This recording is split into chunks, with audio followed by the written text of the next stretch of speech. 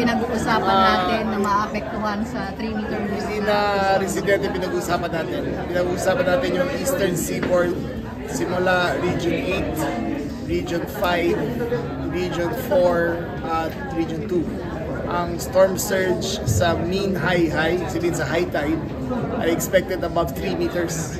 So magbibigay na kami ng preemptive response sa mga local government units along sa mga Eastern Seaboard natin doon sa Silangan para ilikas na yung mga tao ngayong gabi pa lang. Kasi 24 hours to Ang dadating sa atin na bagyo within 10 hours to 12 hours ay 200 plus millimeters doon sa Eastern coastline. Yung storm surge yan, inis na yung mga tao, pero ngayon ang forecast ay mataas na mataas. Kaya preemptive na ang response namin, pero kami evacuation. Sir, do we know what are the particular place po that Yes, this practice has been done since 2001. Meron ng mandatory evacuation areas. Nakamap na yan sa lahat ng barangay. Alam na lahat ng barangay captains kung saan yan. This includes the possibility of storm surge. Sir, sorry, ulit lang yung mga areas na affected ng storm surge. Region 8, that is the Samar Island, yung yung Eastern Seaboard ng Samar, Eastern Seaboard ng Region 5, namely Catanduanes, Camarines Sur, ang pinaka-endangered na tamaan.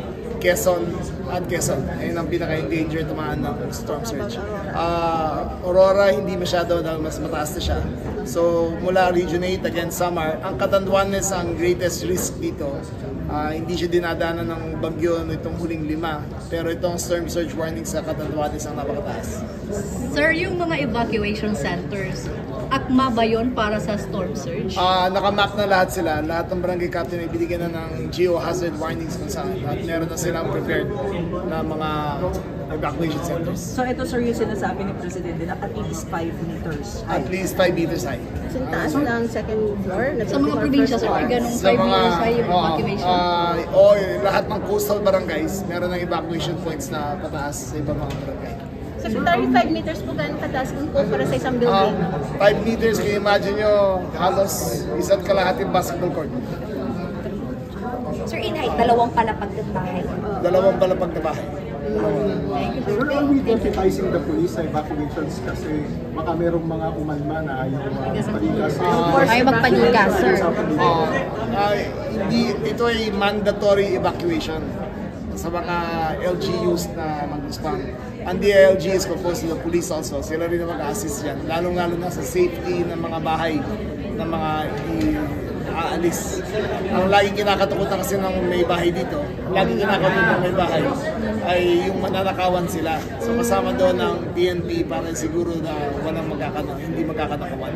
Sir, mandatory meaning forced evacuation? Yes, pipilitin talaga na mag-evacuation lalo na sa coastal kahit ayaw nila. Ginawa namin doon ng Typhoon Nika. Very successful ang evacuation namin. Hindi namin ginawa siguro lagpas 100 na namatay doon. So ito naman sa Typhoon, ano ba ito? Ipa-practice naman natin. Sir, do you have a ballpark figure of how many residents yung pinag-uusapan natin na kailangan i-evacuate sa seaboard? Ang nakita natin mga 200,000 families ang potentially ma-affect doon sa mga coastal barangays. Doon pinaka-delikado.